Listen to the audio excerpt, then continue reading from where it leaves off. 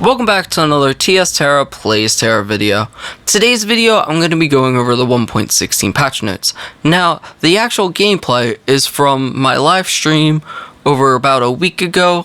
If you're watching this video as it comes out, I will be live streaming on Mondays. I do apologize, I actually missed just the other day. But within that, I'll be getting back on schedule soon. And if you're wondering why there's a picture of a corgi, well, that's my corgi, and if you check out the stream, you may get to meet her. Alright, so now the first thing I want to go over is just some general notes that the devs gave at the beginning of the patch notes. Obviously, if you guys want to read these in full, I highly encourage you check out the patch notes. I will have them linked, and the devs, as always, have really amazing stuff that they want to go over, and they're really just talking about all major changes they want to make in the future, things that aren't coming out just yet. And they don't want you guys getting upset about that. They just want you to know that they are listening. They will always be listening. And it's some really good stuff. And one thing I want to apologize in this video that I did a little mistake.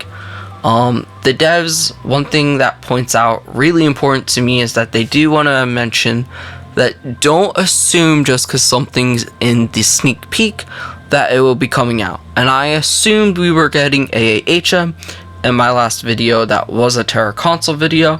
I thought it was kind of funny and cool that Menma's was getting AAHM as console got cursed. And yeah, I just want to point that out, that I do apologize for making that assumption, and I want you all to be aware of to just not make these assumptions, but that the sneak peek is stuff they do have planned to release. It's just don't always assume it's coming out as quick as we think type of stuff. There's also some general notes about PvP that you guys can read in, and just everything that they're trying to do, which is really cool work of reworking of classes, dungeons, all sorts of good stuff. Now, let's get into the actual changes of the patch notes. And the first thing I want to cover is the changes to dungeons. First off, there will be 4 new dungeons that we'll be covering. AAHM is coming in actually, and even though I mentioned the whole thing with the sneak peek, it is being released this patch note, which is freaking awesome.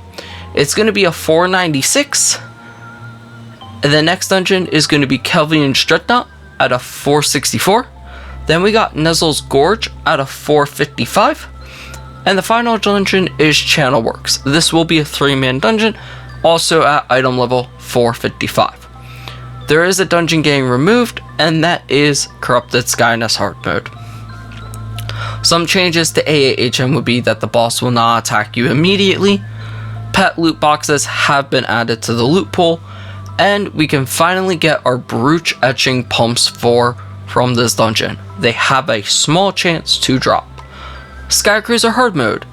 The boss has been reworked. There will be new skill and attack patterns.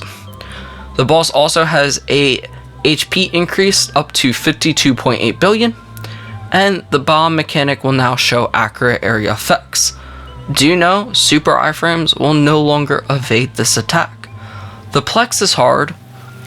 The white mechanic, insufficient, can no longer be avoided with any skill. Donut attack has had its hitbox improved to match the visual more accurately. Additionally, it's been modified so that, you know, melee DPS and AoEs, you'll be able to see the AoEs of the range a bit better. The hitbox and visual effect of puddles has been improved. The hitbox of the laser attack has been improved. And Manaya's HP has been increased to 71 billion. Rampaging Arcanine. Arcanine's HP has been increased to 45 billion. Forbidden Arena Nightmare Undying Warlord.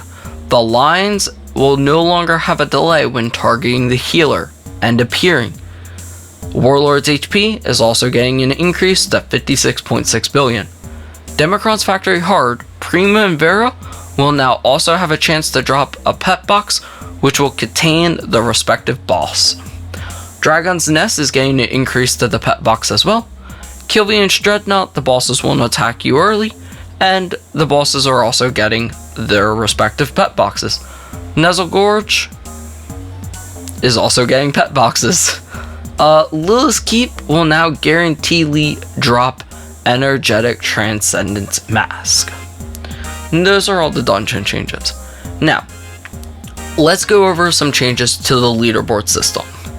First off, AAHM has been added to the leaderboard, and Drakon's Arena is leaving the leaderboard. Now, there's also some changes to the rewards to the leaderboard. Rank 1 will give a title, rank 2 and 3 are still giving their respective titles. But if you are rank 1, you will get 15 pet boxes of that dungeon. If you are rank 2 and 3, you will get 10. Rank 4 through 10 will give 8 pet boxes. Rank 11 and 20 will give 5 pet boxes. Rank 21 through rank 50 will give 2 pet boxes. Now, Forbidden Arena Nightmare Undying Warlord is going to actually reward players with an exclusive Nightmare Undying Warlord pet box based on their ranking position. And that Nightmare Undying Warlord companion will have a very unique animation. The next thing tagging along with dungeons is that dungeons will now be getting their own reputation. What this means is as you clear a specific dungeon, you'll be able to gather up reputation to spend at a reputation store. You gain reputation points for clearing each specific dungeon, and these dungeons are AAHM, Skycruiser Hard, and the Plexus. There will be a merchant you can find in Highwatch, and basically you can spend these dungeon points to buy the bosses outright. Exactly what I just said. You can buy your pet bosses if you're not lucky enough to get them from a box, but you have to clear the dungeon. The next thing we're going to go over is some brand new relics and halidoms. Yes, they have added Thusla and Akasha relic and halidoms. Now, to upgrade these relics, you'll need the non-PvP blue or gold relic version, and they need to be tier 5. You will also need to require or gather 5 new upgrade materials to be able to upgrade them. You can use accessory morphers to switch between the variants, and you might be wondering, well, how do I get these upgrades? Basically, the first 3 bosses of AAHM are all going to drop a different version of the fragment you need. Skycruiser Hard, you'll need to clear that to get Drakon's Ember, and you'll have to clear the Plexus to get Chandra's Curse. All the new materials. Now, I want to go over some solo content. The devs have decided to adjust the solo content to help new players. This is something they mentioned earlier in the patch notes, is that they want to help everyone and they want to even help the life of new players coming. So the first thing they did is they changed Akasha's Trial and Brocca's Trial. They've increased the HP of all bosses, and they adjusted the attack and defense of all these bosses, as well as they adjusted the Vanguard to be a little bit more related. Lilith's Trial also has an increase in HP, and her attacks have been slightly increased. The Ace Metal Shop will no longer supply gifts. You can't buy your glyphs anymore.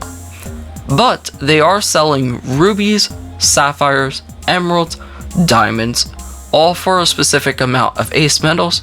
Rubies take 45, diamonds will take up to 2,000, the others are in between.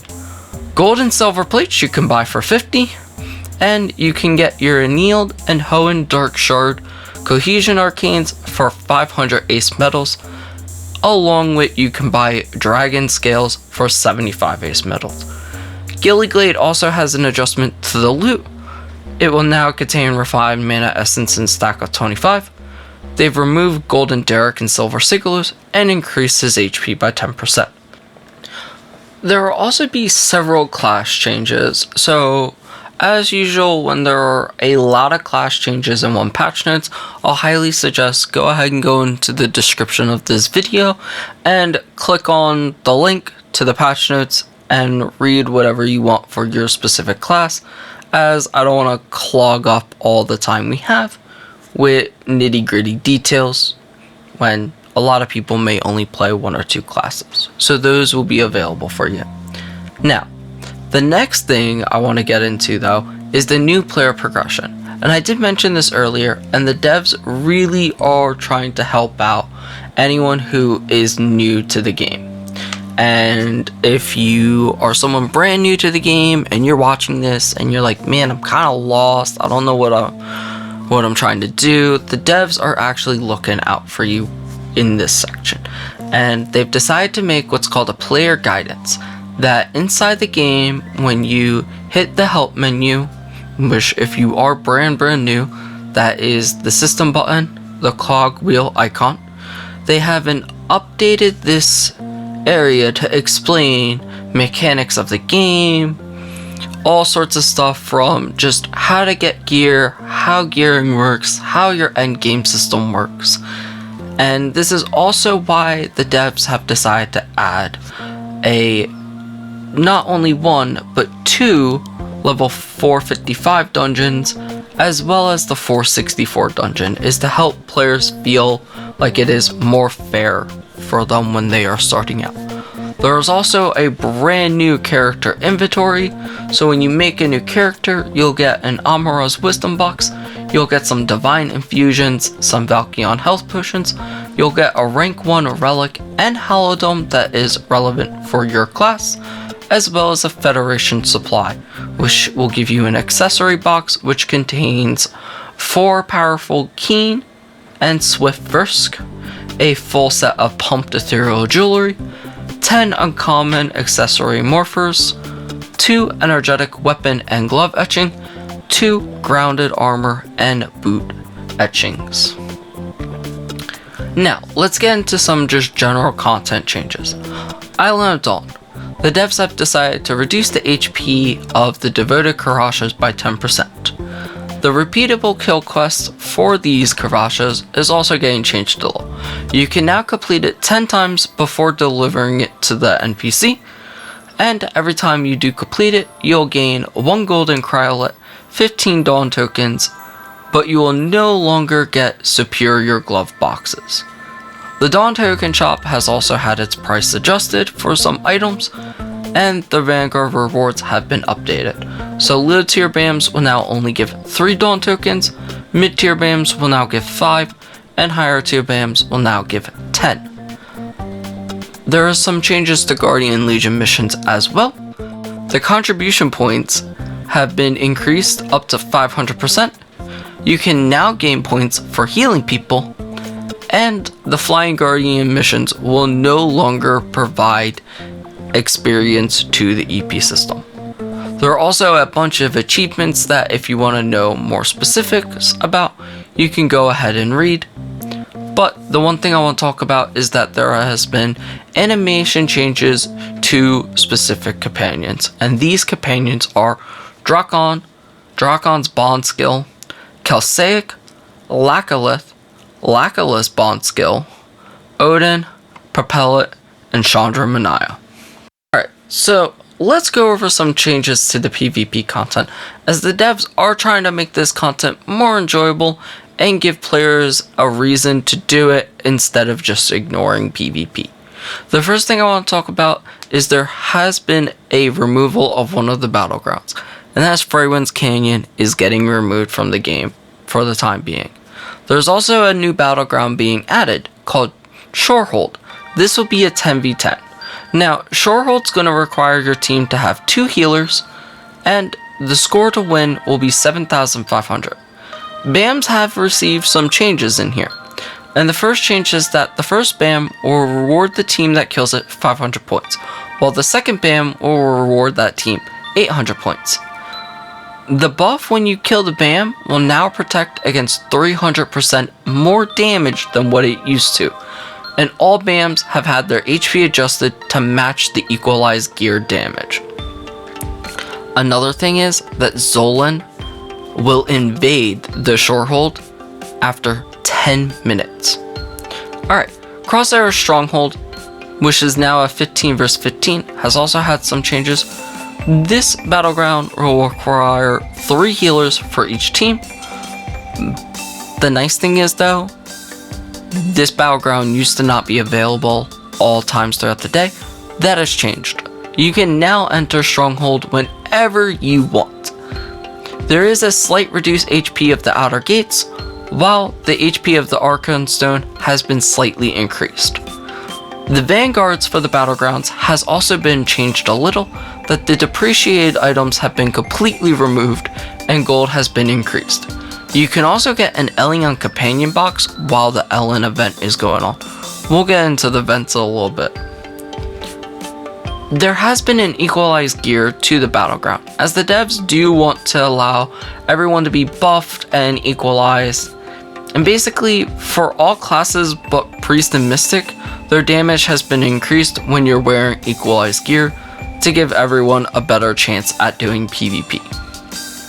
Now, there are some PvP changes to Velica outskirts for PvP and GVG. The residents of the Velica outskirts have decided to populate the outskirts hall. So when you go to the hall, there will now be relevant NPCs for PvPing, a banker, a battleground shop, cleric dueling merchant, a specialty store, and a trade broker, all within the halls. When you die in the Velica outskirts, you'll respawn right at the halls. And you can use any Velica city teleport to get to the hall, as well as there will be Elion next to the quartermaster and Highwatch who can also teleport you to the hall. The training dummies have also been moved to the hall, and this will be a safe zone for no PK and no GVG. Civil unrest on Island Dawn has also had its safe zones rework. They are working as intended now. When you unstuck, you'll go to the proper spawn location instead of North Dock, and the relevant NPCs have been moved from North Dock to their proper spawn locations. There's also an increased duration of post-civil unrest is now at 5 minutes before you get teleported out. So that's all for the patch notes. There is the events that I mentioned earlier. I will be covering those through Crack Gaming. So if you want to know more about the Ellen events and stuff, stay tuned. I will post a link in the Discord. And if you want to know them from the patch notes, they will always be linked, so you can go read that. But I'll be doing a video through Crack Gaming and all that fun stuff on there. There's also going to be a Valentine's Day event. No details on this event have been released yet, but it will be coming out very soon. And stay tuned to the Discord and Crack Gaming, as I'll release all I can. For miscellaneous and bugs, you can read the patch notes on that. That's about all for now. I hope you enjoyed. If you got any questions, go ahead and ask me in the comments section. If you like the patch notes and you want to stay tuned to more videos from me, go ahead and subscribe. I would really appreciate it. That's about it. I hope to see y'all in Aboria, gamers.